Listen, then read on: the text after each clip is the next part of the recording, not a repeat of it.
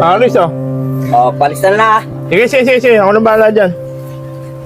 Ating Barok. O pare!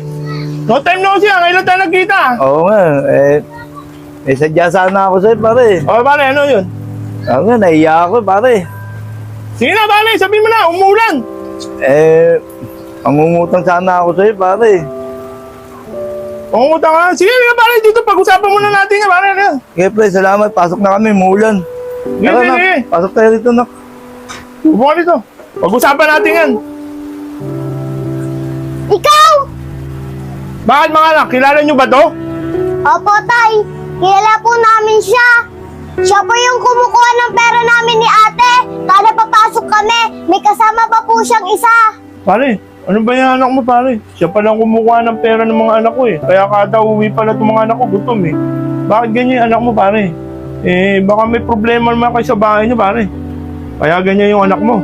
Pre, pasensya ka na, pre, ha. Hindi ko alam yung ginagawa ng anak ko, eh. Sa anak mo, eh.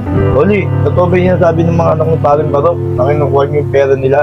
At saka sino yung sinasabi nilang may kasama ka raw na batang lalaki pa? Opo, tay. Totoo po yun. Kaya ko lang po nagawa yun. Hindi niya ako binibigyan ng baon. Tsaka si Totoy po ang nag-uutos sa akin nun. Yun naman pala parang gusto yun eh.